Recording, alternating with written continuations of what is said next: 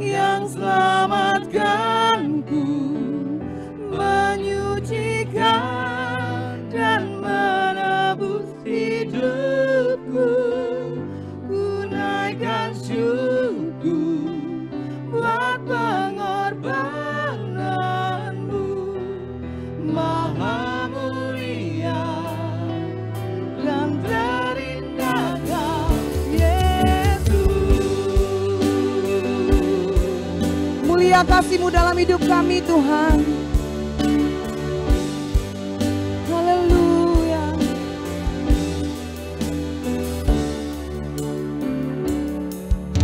Besar mulia kasih-Mu, Kau mengorbankan hidupku, curahkan darah-Mu sebagai ganti dosaku. Kau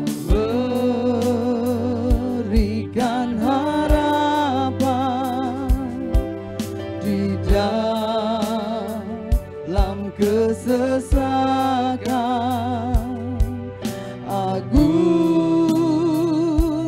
perbuatan-Mu, Yesus Tuhan benar. Mari angkat tangan kita katakan, karena kasih-Mu yang selamatkan, amin, menyucikan dan menebus hidupku.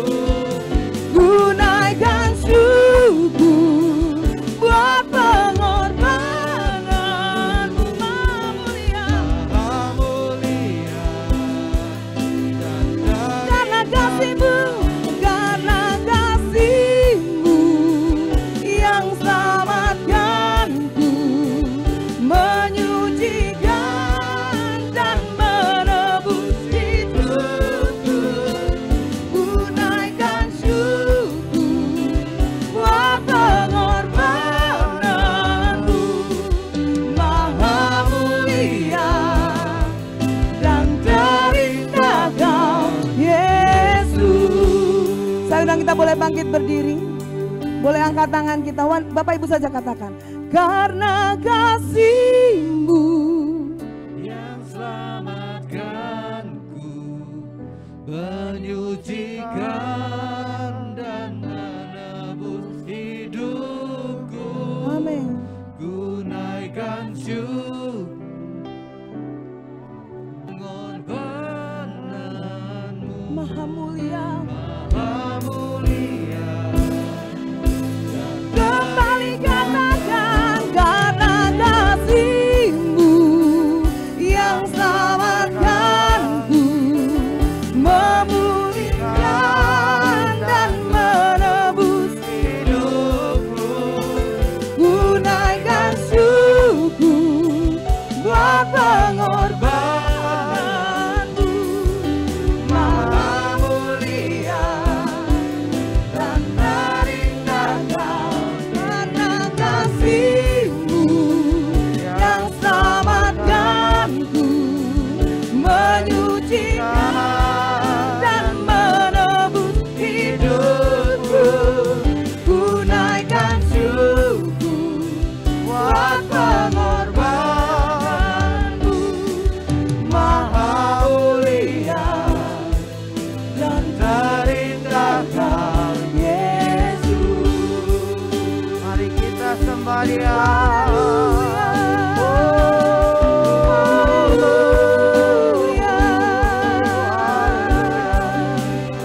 Kami bersyukur Tuhan.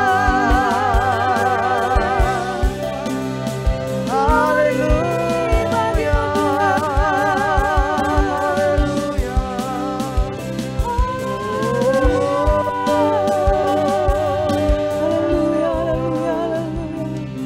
Haleluya.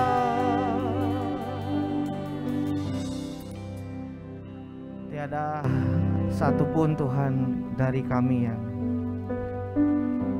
dapat membalas Tuhan yang besar.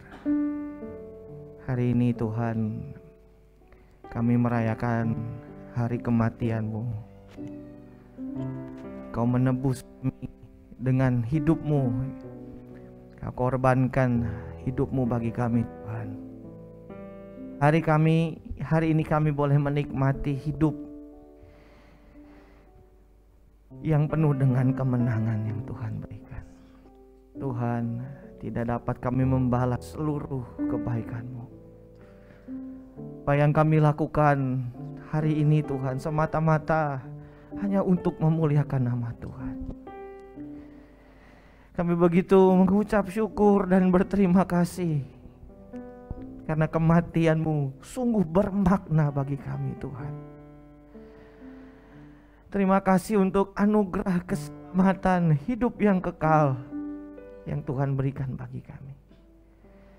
Saat ini kami memaknai kematian-Mu lewat ibadah ini Tuhan. Berikan kami pengurapan-Mu, urapi kami, urapi hamba-Mu. Biar kami sama-sama Tuhan boleh kembali mengingat kasih Tuhan yang besar dalam hidup kami. Lewat firman yang kami boleh dengar ya Tuhan. Dalam nama Yesus kami berdoa.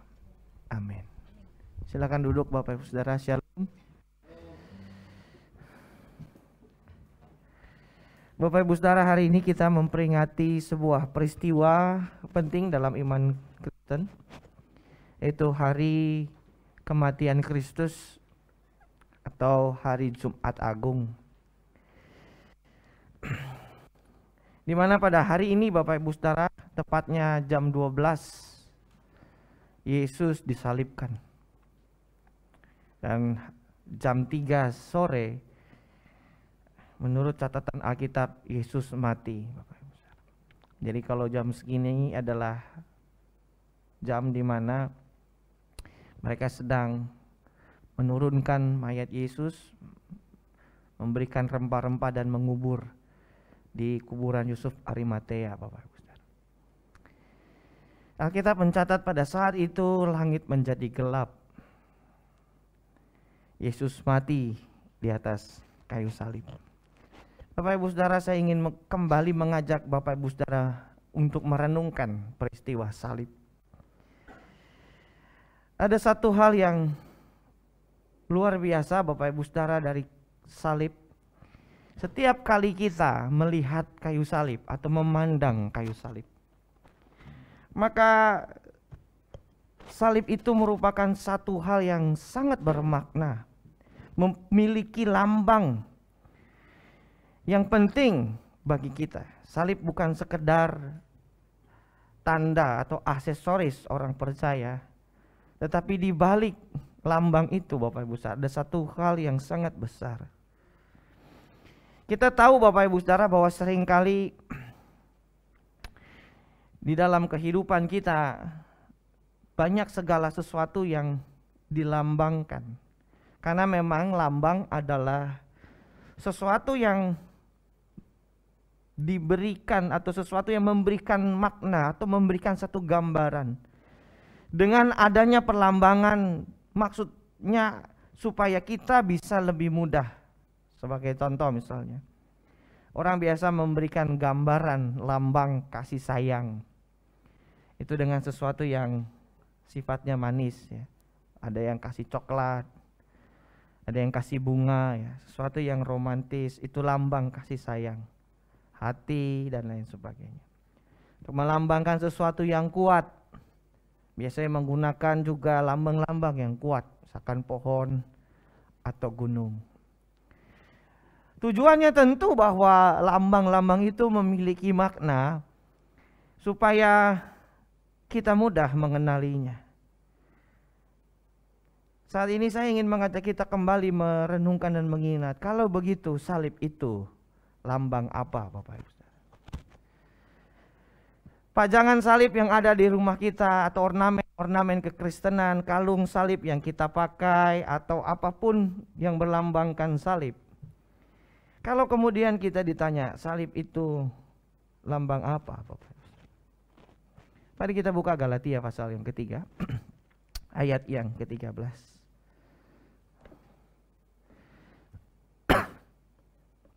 Galatia pasal 3 ayat 13. Kristus telah menebus kita dari kutuk hukum Taurat dengan jalan menjadi kutuk karena kita.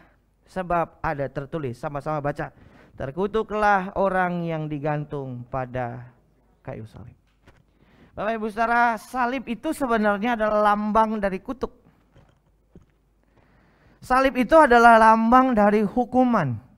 Karena pada saat itu Bapak Ibu Saudara, hukuman yang terberat atau terhina yang biasanya diberikan untuk orang-orang atau mereka yang melakukan kejahatan besar adalah mati di atas kayu salib. Salib adalah hukum dari kerajaan Roma, di mana orang yang diduga atau orang yang dianggap penjahat besar dan dihukum seberat-beratnya adalah disalib, Bapak Ibu. Salib lambang kehinaan sebenarnya, karena orang disalib itu, mohon maaf, tidak menggunakan busana. Dipertontonkan, dihina Bapak Ibu. Tapi disinilah yang menarik, justru salib adalah lambang yang dipilih Allah untuk Bapak Ibu Saudara dan saya. Di situ Bapak Ibu Saudara kita akan melihat di mata dunia salib menjadi satu lambang kutukan, satu lambang hukuman, sesuatu yang hina, sesuatu yang tidak berarti Bapak Ibu Saudara. Tapi justru disitulah Allah ada di sana. Allah mengubah sesuatu yang terkutuk, Allah mengubah sesuatu yang jahat menjadi sesuatu yang baik. Yang dikatakan amin. Amin. Allah mengubah sesuatu yang tidak kelihatannya baik, lalu diubah Allah menjadi sesuatu yang baik. Minimal kita akan melihat. Yang pertama 1 Yohanes pasal yang ke-4 ayat yang ke-9 dan yang ke-10. 1 Yohanes 4 ayat 9 dan 10. 1 Yohanes 4 ayat 9 dan 10. Dalam hal inilah apa? Kasih Allah dinyatakan di tengah-tengah kita, yaitu bahwa Allah telah mengutus anaknya yang tunggal ke dalam dunia supaya kita hidup olehnya. Ayat 10. Inilah kasih itu, bukan kita yang telah mengasihi Allah, tetapi Allah yang telah mengasihi kita dan telah mengutus anaknya sebagai pendamai bagi dosa-dosa kita. Bapak Ibu Saudara, Yohanes memberikan satu gambaran dasar yang kuat kenapa Allah mengutus anaknya yang tunggal. Adalah satu wujud dari kasih Allah yang besar kepada dunia ini. Dan ini konsisten ditulis oleh Yohanes baik dalam suratnya maupun dalam Injil Yohanes. Oleh ayat yang sangat terkenal, Yohanes 3 ayat 16. Karena begitu besar kasih Allah akan dunia ini, sehingga ia telah mengaruniakan anaknya yang tunggal, supaya setiap orang yang percaya kepadanya tidak binasa, melainkan beroleh apa? Hidup yang kekal. Jadi yang pertama, Saudara, salib itu lambang apa? Salib itu adalah lambang kasih sayang Allah. Justru sangat terbalik, Bapak. Orang melambangkan kasih sayang dengan sesuatu yang luar biasa, yang manis, yang romantis, yang menggambarkan kasih. Tetapi salib dipakai Allah mau menggambarkan betapa besar kasihnya. Kenapa? Karena di situ dia mati buat Bapak Ibu Saudara dan saya. Bapak Ibu Saudara, saya pernah membaca satu cerita yang ditulis oleh seorang hamba Tuhan besar, Bapak Billy Graham. Ini penginjil dunia yang luar biasa. Dia pernah ditanya, buat Bapak salib itu lambang apa? Lalu dia menjawab, setiap saya melihat salib, setiap saya memandang kayu salib, saya selalu mengingat bahwa di situ ada kasih yang besar yang menerima saya apa adanya. Ada kasih yang menyelamatkan hidup saya. Ada pribadi yang mengasihi saya dengan begitu luar biasa. Buktinya apa? Dia mati di atas kayu salib. Dan di atas kayu salib itu saya melihat ada tangan yang terbuka, yang terpaku. Tanda bahwa tangannya selalu terbuka, menerima keberadaan saya apa adanya. Bapak Ibu Saudara yang kasih dalam Tuhan, setiap kali kita mengingat salib, memandang salib, kita sebenarnya sedang diingatkan ada satu pribadi yang namanya Yesus Kristus yang mati buat Bapak Ibu Saudara dan saya. Alkitab bersaksi dan berkata, tidak ada kasih yang lebih besar daripada seorang sahabat yang mati buat sahabatnya. Kita bisa sayang sama orang, tetapi sesayang-sayangnya kita belum tentu kita mau mati buat dia. Bapak Ibu Saudara. Tetapi Kristus dia akan berikan hidupnya, tanda dia mengasihi Allah. Kasihnya begitu besar sehingga dia mau mati bagi Bapak Ibu Saudara dan saya. Kematiannya menunjukkan bahwa Bapak Ibu Saudara dan saya adalah manusia-manusia yang berharga mata Tuhan. Itu sebabnya Bapak Ibu Saudara, kalau kita mau mengukur kasih Allah dalam hidup kita, kasih Allah, puncak tertinggi dari kasih Allah itu adalah pengorbanannya di atas kayu salib. Tidak ada yang lain. Tidak ada kasih yang lebih tinggi daripada pengorbanan Kristus yang dia lakukan. Yohanes menggunakan istilah anaknya yang tunggal, monogenes, yang cuma satu-satunya. Ini bicara soal pemberian yang terbaik, pemberian yang cuma satu-satunya. Monogenes ini memberikan satu ciri bahwa yang seperti Yesus tidak ada lagi yang lain. Jadi Allah hanya punya yang ini dan yang ini hanya dia berikan. Kalau saya misalkan ya Bapak Ibu Saudara, ini kan cuma contoh ya. Contoh saya punya duit captiau. Captiau berapa? 10 juta ya Saudara. Kalau kue tiaw temannya lain. Captiau 10 juta ya. Kalau misalkan saya punya dua, ini kan cuma contoh ya. Saya punya uang 10 juta, lalu saya lihat ada orang susah. Saya kasih 200 ribu, cengli nggak? Cengli ini apa lagi nih? Saya kasih dia 200 ribu, saya masih punya berapa? 9,8. Saya masih punya uang, 200 ribu mungkin tidak terlalu berarti buat saya. Tetapi Bapak Ibu Saudara, kasus monogenes, walaupun ini tidak memberikan gambaran yang sempurna, tapi kira-kira begini, saya cuma punya satu-satunya. Yang cuma satu-satunya ini, saya nggak punya yang lain selain ini. Mungkin ini adalah uang 100 ribu, tapi saya ngelihat ada satu orang yang sedang menderita. Yang cuma 100 ribu ini, saya berikan buat orang lain. Saya nggak punya lagi, saya kasih sama dia. Ini merupakan satu bentuk pengorbanan karena saya sudah tidak punya lagi. Ini adalah satu gambaran yang ingin disampaikan Alkitab bahwa Allah begitu sayangnya sama manusia ciptaannya ini.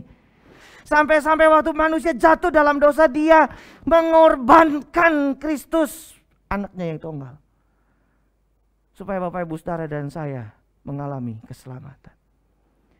Itu sebabnya Bapak Ibu Saudara, kita jangan berpikir bahwa kasih Allah itu dinyatakan, atau kasih Allah itu hanya sebatas semua perbuatan-perbuatan baik Allah.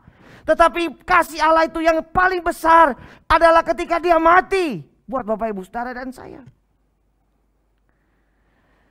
Ukuran kasih Allah yang tertinggi bukan mujizat Bapak Ibu Saudara. Ketika Bapak Ibu Saudara sakit, Tuhan sembuhkan, Tuhan mengasihi saya. Betul, Tuhan mengasihi kita dan dia menyembuhkan kita. Tapi itu bukan kasih yang tertinggi. Karena setelah sembuh Bapak Ibu Saudara dari sakit, Bapak Ibu Saudara satu saat mati juga. Kita semua begitu. Kasih Allah yang terbesar buat kita bukan ketika dia menolong kita di saat-saat susah. Betul, itu kasihnya, tapi bukan yang tertinggi. Dia berjanji menyertai kita, betul, tapi bukan kasihnya yang tertinggi. Kasihnya yang tertinggi, yang tidak bisa dikalahkan adalah dia mati buat Bapak Ibu Saudara dan saya. Itu sebabnya ini merupakan satu gambaran betapa besar kasih itu bagi kita Bapak Ibu Saudara. Saya merenungkan Bapak Ibu Saudara, saya pernah menulis sebuah quotes yang saya tulis sendiri di dalam catatan saya. Hanya orang-orang yang menyadari betapa besar kasih Allah buat dia. Kasih Allah itu hanya bisa dinikmati kepada orang yang benar-benar menghayati bahwa dia adalah orang yang paling berdosa. Tapi orang yang menyadari keberdosaannya adalah orang yang paling menghayati kasih ini. Selama kita mau berpikir bahwa saya nggak berdosa, saya nggak melakukan kejahatan, saya orang baik-baik saja, tidak berdosa dan lain sebagainya, maka seringkali kita anggap remeh kasih Tuhan itu. Hanya orang-orang yang menyadari bahwa saya ini berdosa, saya harus mati, saya harus dihukum. Tetapi ada satu pribadi yang mau mati menggantikan saya. Orang seperti ini adalah mereka yang betul-betul akan menghargai pengorbanan Kristus. Bapak Ibu Saudara, buat Allah dosa itu serius sekali. Di mata Tuhan dosa itu perkara yang serius, Bapak Ibu Saudara. Kenapa serius? Karena sampai Kristus harus turun. Kalau dosa bukan perkara serius, Tuhan tidak perlu utus Yesus. Tidak perlu, dia suruh nabi, dia suruh malaikat. Tetapi karena dosa begitu serius, Bapak Ibu Saudara, Yesus turun. Anak Allah itu turun menyelamatkan kita. Tapi sayangnya, seringkali dosa di mata kita begitu sepele. Sementara di mata Tuhan Allah begitu serius sampai dia mengorbankan dirinya. Tapi sayang seringkali kehidupan kita. Kita menganggap dosa itu biasa. Buat dosa biasa. Melakukan yang tidak benar biasa. Dan kita klaim berlindung di balik kan Tuhan Maha Pengampun. Bapak Ibu Saudara, orang seperti ini sulit menghayati betapa besar kasih Allah dalam dunia ini. Bapak Ibu Saudara, waktu kami nyusun liturgi, lagu Ada Satu Bukit itu saya minta dimasukkan. Ini lagu ditulis dengan begitu luar biasa bermakna. Satu penghayatan dari seorang penulisnya, Bapak Ibu Saudara, yang benar-benar mengalami perjumpaan dengan Allah ketika dia memandang Kalvari, kayu salib. Dia betul-betul menyadari, aku ini orang berdosa. Tapi ada satu peristiwa di satu bukit yang jauh di sana. Ada satu peristiwa yang penting, di mana darah orang itu, darah yang mati di situ, menyucikan dosa seluruh dunia. Wow. Dan dia datang di bawah kakinya. Di sana dia dapat ampun dosa. Bapak Ibu Saudara, hari ini merupakan satu peristiwa penting yang perlu kita hayati secara serius. Betapa besar kasih Allah buat Bapak Ibu Saudara dan saya. Dia begitu mengasihi kita. Dia menerima kita apa adanya. Bapak Ibu Saudara, di dalam dunia ini banyak sekali penolakan. Banyak sekali hal yang terjadi. Salah satunya adalah penolakan demi penolakan. Dosa membuat kita saling menolak. Tetapi Allah membuat kita saling menerima satu dengan yang lain. Allah menerima keberadaan Bapak Ibu Saudara dan saya. Tuhan tuh gak peduli Bapak Ibu Saudara punya masa lalu apa. Tuhan gak pernah melihat Bapak Ibu Saudara di masa yang lalu. Karena semua sudah dia tanggung di atas kayu salib. Itu sebabnya Tuhan melihat Bapak Ibu Saudara hari ini dan ke depan bersama dengan dia. Yang setuju katakan amin. Bapak Ibu Saudara, kita seringkali terjebak dengan masa lalu, dengan penolakan yang kita alami. Padahal Kristus menerima kita apa adanya. Di dalam dunia ini Bapak Ibu Saudara, mungkin kita adalah orang-orang yang mengalami penolakan. Tetapi saya mau kasih tahu, di dalam Kristus ada penerimaan yang luar biasa. Dia mati di atas kayu salib.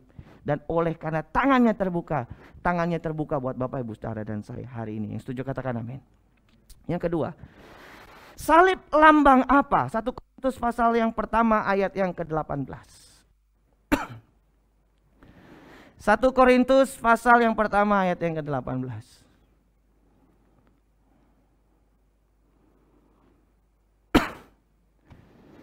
Sebab pemberitaan tentang salib memang adalah kebodohan bagi mereka yang akan binasa. Tetapi bagi kita yang diselamatkan, pemberitaan itu adalah apa? Kekuatan Allah. Sekali lagi nggak matching Bapak Ibu. Orang menggambarkan kekuatan itu dengan sesuatu yang besar. Tadi mungkin saya sudah singgung ya, ada gunung mungkin, pohon yang besar. Atau mungkin kalau lambangnya adalah hewan-hewan yang kuat begitu. Tapi ini justru salib. Makanya di dalam kitab Korintus Paulus berkata, bagi mereka salib itu kebodohan. Salib itu hanya sesuatu yang bodoh. Tetapi bagi kita justru inilah letak kekuatan Allah. Bapak Ibu Saudara, sekali lagi Bapak Ibu Saudara, kita diajak untuk melihat tanda Allah itu adalah Allah yang benar-benar berkuasa, benar-benar kuat, benar-benar punya kekuatan yang besar. Itu dibuktikan bukan dari apa yang bisa dia lakukan saja atau hal-hal spektakuler, tetapi ada satu peristiwa yang luar biasa, yaitu mati dan bangkit. Kenapa Bapak Ibu Saudara? Bukti bahwa Tuhan kita adalah Tuhan yang paling kuat. daripada Tuhan-Tuhan yang lain. Kalaupun ada Tuhan-Tuhan yang lain. Adalah bahwa di dalam dunia ini kalau kita mau sandingkan Bapak Ibu Saudara, kalau diukur kekuatan Allah, contoh misalnya, lewat apa? Mujizat misalnya. Wah, Tuhan itu hebat. Ya, Tuhan itu adalah Dia yang bisa buat keajaiban. Contohnya apa? Mujizat. Oke. Saya setuju, Tuhan itu bisa buat mujizat. Saya percaya Tuhan bisa buat mujizat. Saya adalah pendeta yang percaya mujizat. Tetapi kalau itu ukurannya Bapak Ibu Saudara, mohon maaf, dewa lain bisa bikin mujizat. Setan pun bisa bikin mujizat. Bapak Ibu Saudara, saya pernah mendengar ya, lihat langsung sih enggak, tapi pernah mendengar. Bagaimana Bapak Ibu Saudara seorang suhu itu mencoba bikin satu mujizat dan luar biasa. Saya nggak pernah lihat sih, tapi saya pernah dengar. Itu diceritakan, wah dia bisa loh begini, suaranya percis, waduh gitu lagi. Hebat, hebat. Tapi kalau ukurannya itu Bapak Ibu Saudara Tuhan kita, maka hal-hal yang lain juga bisa. Tapi ada yang tidak bisa dilakukan Allah lain. Apa Bapak Ibu Saudara? Yang tidak bisa dilakukan Allah lainnya hanya bisa dilakukan oleh Yesus. Apa? Mati, lalu dia bangkit. Gak ada lagi. Makanya Paulus berani beryakin dan berkata ini kekuatan Allah. Kekuatan Allah. Kekuatan yang sungguh-sungguh kuat. Ini bukan main-main. Tidak ada kekuatan yang melebihi kekuatan Allah. Kenapa? Karena dia mati, dia bangkit. Dewa lain tidak bisa Bapak Ibu Saudara. Saya suka dengan mitologi. Berapa banyak buku saya tentang mitologi. Salah satu mitologi yang paling terkenal dalam dunia adalah mitologi Yunani. Di mana dewa itu bertingkat ya. Politeisme, dewa itu bertingkat. Dewa paling tinggi namanya Dewa Zeus. Dan tidak ada yang bisa ngalahin Dewa Zeus. Tapi saya mau kasih tahu, dalam cerita Yunani, Dewa Zeus kok dewa tertinggi mati? Mati, bahkan dibunuh sama anaknya sendiri. Bapak Ibu Saudara, banyak kepercayaan seperti itu yang sulit membuktikan bahwa tidak ada Allah yang lebih hebat daripada Kristus. Kenapa? Dia mati dan dia bangkit. Dia punya kekuatan yang sejati. Amin. Itu sebabnya dia akan sanggup memberikan Bapak Ibu Saudara dan saya kekuatan untuk hidup. Yang setuju katakan amin. Karena dia mati, saya bisa hidup. Kenapa? Karena kekuatannya dinyatakan dalam hidup kita. Salib lambang apa? Lambang kekuatan Allah. Setiap kali Bapak Ibu Saudara lemah, setiap Bapak Ibu Saudara mengalami kelemahan, lihat kayu salib. Di situ ada satu kuasa yang besar, kuasa yang membangkitkan, kuasa yang luar biasa memberikan Bapak Ibu Saudara bisa mampu berdiri. Kenapa? Karena di situ ada kuasa Allah yang sejati dalam hidup kita. Amin. Bapak Ibu Saudara, yang ketiga, yang terakhir. Mari kita buka Kolose 1 ayat yang ke-20. Kolose pasal yang pertama ayat yang ke-20.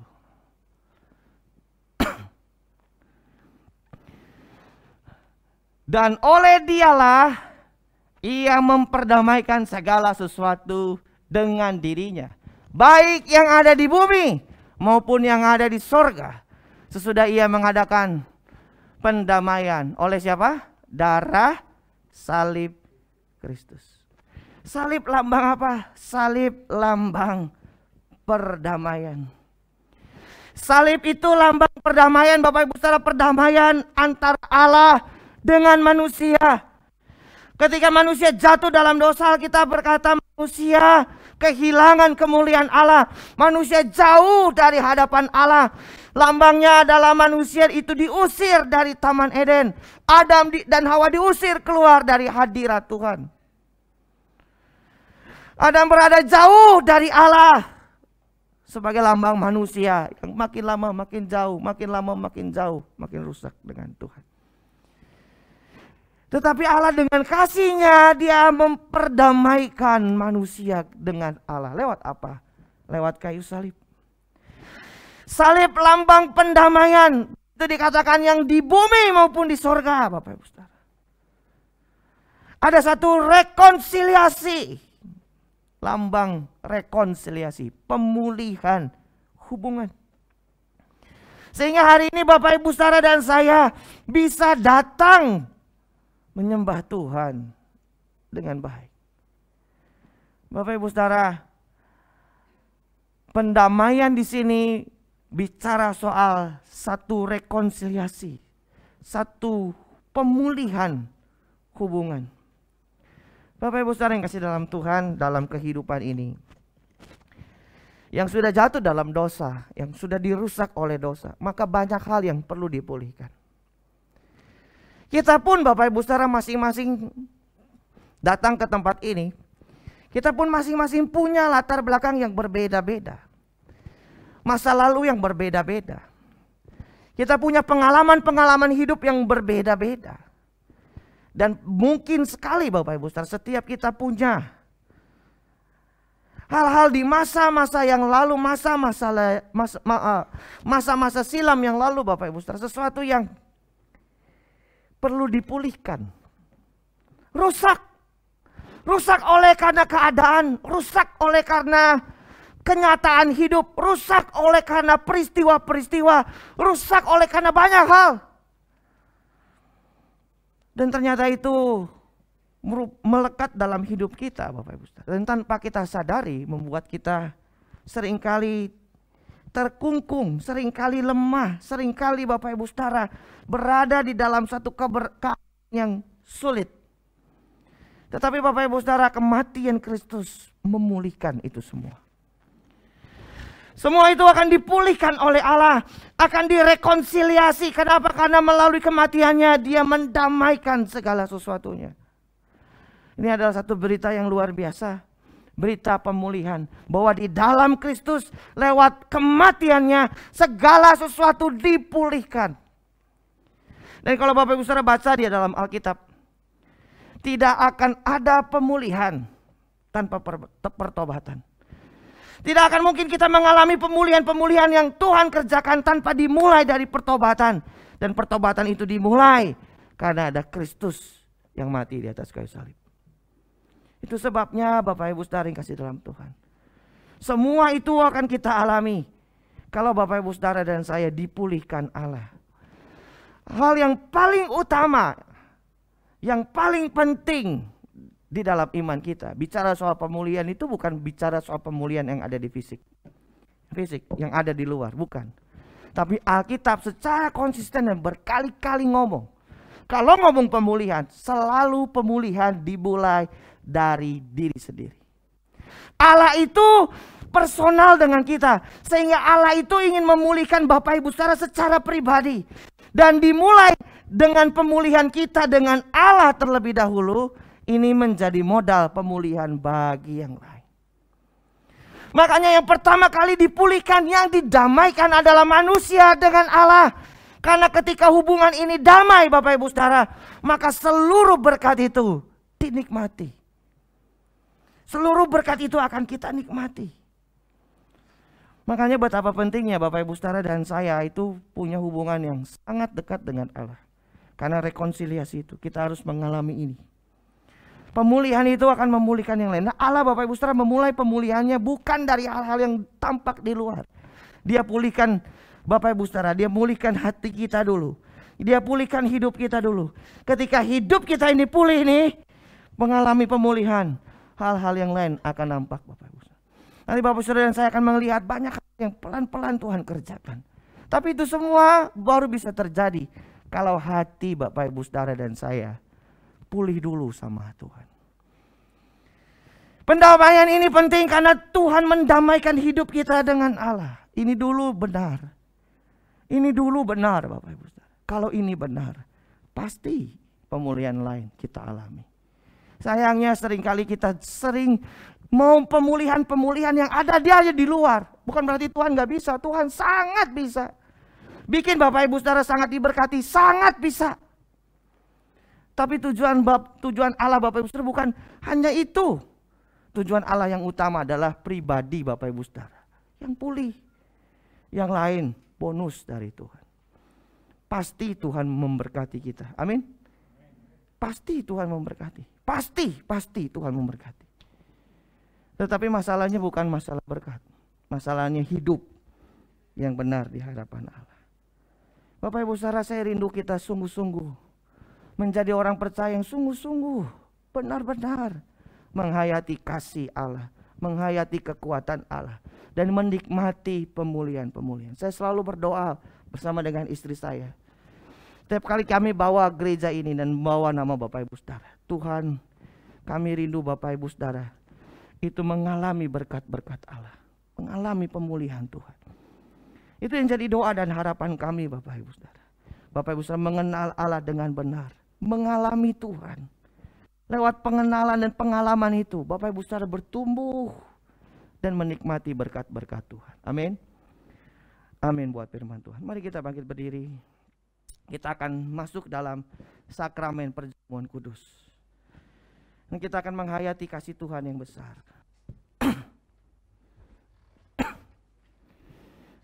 Sejauh timur dari barat, Engkau membuang dosaku. Gimana?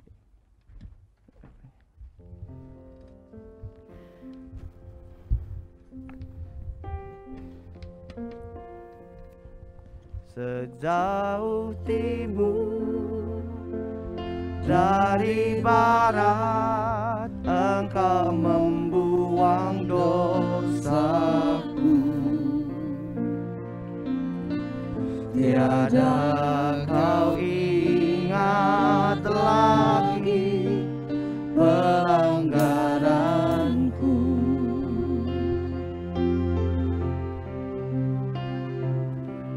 Jauh ke dalam tubir laut, Kau melemparkan dosaku. Tiada Kau perhitungkan kesalahanku. Katakan betapa besar kasih-Mu Tuhan. Betapa besar kasih pengampunan-Mu Tuhan. Tak Kau pandang hina hati yang hancur.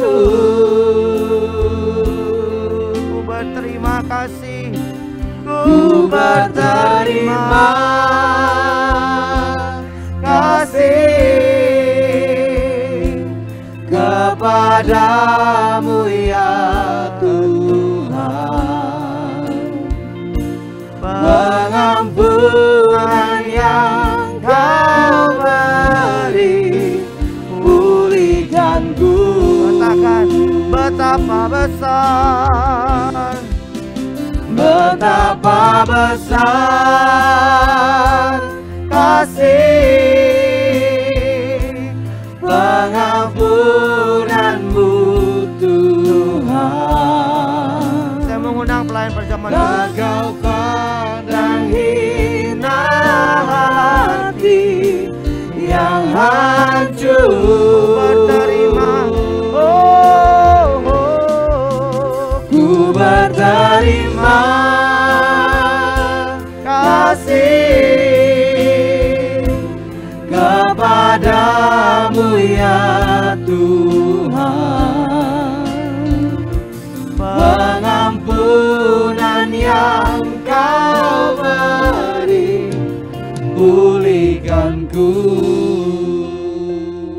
Tuhan, berkatilah roti dan anggur, lambang tubuh dan darah-Mu, sehingga setiap kali kami memakan dan meminumnya mendatangkan kebaikan bagi kami. Kami yang sakit disembuhkan. Amin. Kami yang lemah dikuatkan. Amin. Kami yang terikat dilepaskan. Amin. Tuhan. Dan kami boleh menikmati persekutuan yang indah di dalam Kristus Tuhan kami. Terima kasih Tuhan, kami sambut sakramen perjamuan kudus di dalam nama Yesus. Amin. Silakan duduk Bapak Ibu Saudara. Sejauh timur dari barat, sejauh timur dari barat, Engkau membuang dosaku. Tiada kau ingat lagi pelanggaranku.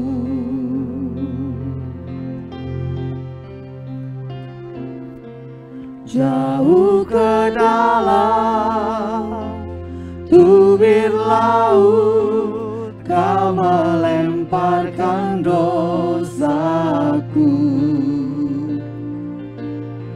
Tiada kau perhitungkan kesalahanku. Betapa besar, oh betapa besar kasih pengampunanmu Tuhan. Tak kau pandang hina hati yang hancur. Mari kita kembali bangkit berdiri Bapak Ibu Saudara. Ku berterima kasih kepadamu ya Tuhan. Pengampunan yang Kau beri, pulihkanku. Betapa besar kasih-Mu Tuhan, betapa besar kasih pengampunan-Mu Tuhan. Amin, haleluya. Tak kau pandang hina hati yang hancur.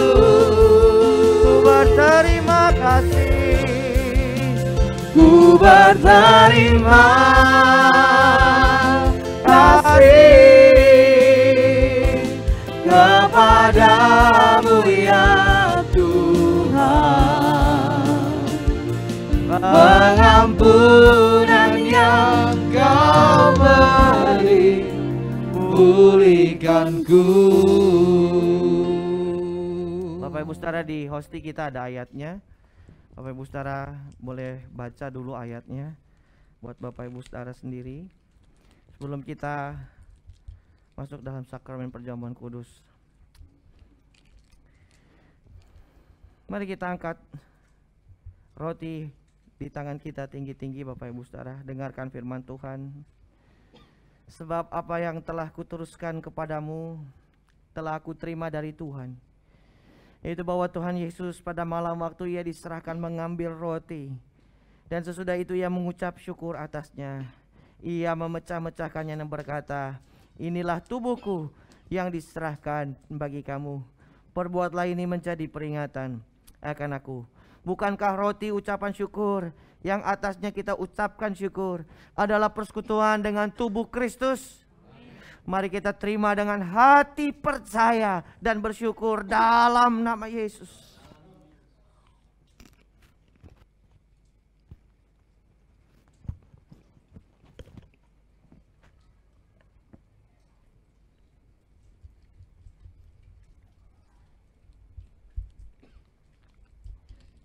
Mari kita angkat cawan tinggi-tinggi Bapak Ibu Saudara.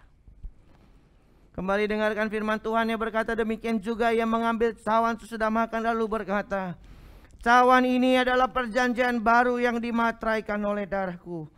Perbuatlah ini setiap kali kamu minumnya menjadi peringatan akan aku. Mari kita terima dengan hati percaya dan bersyukur dalam nama Yesus. Dalam nama Yesus.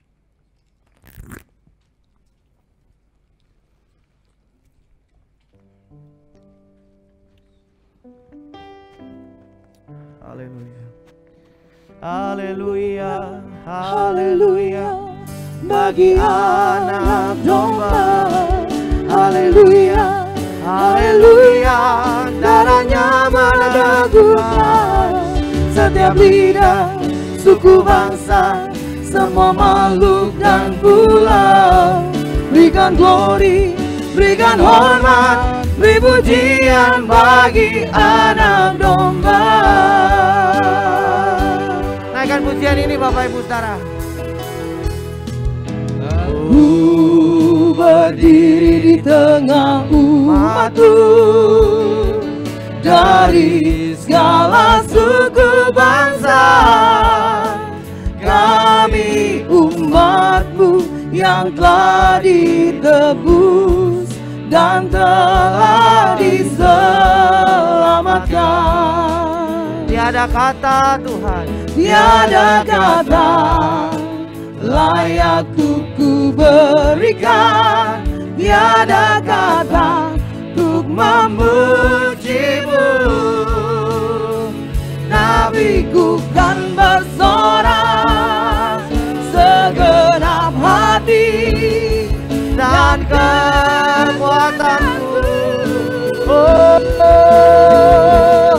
haleluya, haleluya bagi anak domba.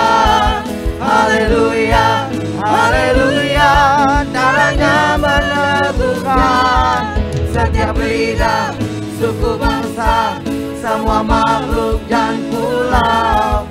Berikan glory, berikan hormat, beri pujian bagi anak domba. Sekali lagi, haleluya bagimu. Oh, haleluya, haleluya bagi anak domba. Haleluya, haleluya, darahnya meneguhkan setiap lidah, suku bangsa, semua makhluk dan pulau. Berikan glory, berikan hormat, beri pujian bagi anak domba. Beri pujian bagi anak domba. Oh, beri pujian bagi anak domba. Yesuslah Sang Raja. Mari beri kemuliaan bagi Tuhan kita. Haleluya, haleluya, haleluya, haleluya, haleluya. Bapak Ibu Saudara tetap angkat tangan dan saya mau berdoa buat Bapak Ibu Saudara. Tuhan, kami angkat tangan kami bersama-sama sore hari ini. Hamba berdoa Tuhan, membawa seluruh sidang jemaat-Mu, kami sama-sama angkat tangan. Mohon kiranya Allah memberkati kami. Hamba berdoa kiranya turunlah berkat Allah yang sempurna buat setiap mereka yang hadir. Dalam kehidupan mereka ya Tuhan, dalam rumah tangga mereka, dalam pekerjaan mereka, bisnis mereka, usaha mereka, dagangan mereka, kehidupan mereka, anak-anak mereka, studi anak-anak mereka, diberkati oleh Tuhan. Pada hari ini turunlah kiranya berkat kuasa salib Kristus, kasih Allah yang besar, kekuatan Allah yang besar, pemulihan Allah yang besar hadir dalam hidup mereka Tuhan. Hamba berdoa dalam nama Yesus, dalam nama Yesus, dalam nama Yesus. Terima kasih Tuhan, terima kasih. Terima kasih Tuhan Yesus. Ini doa kami. Dalam nama Yesus kami berdoa. Yang percaya katakan amin. Amin. Tuhan memberkati kita.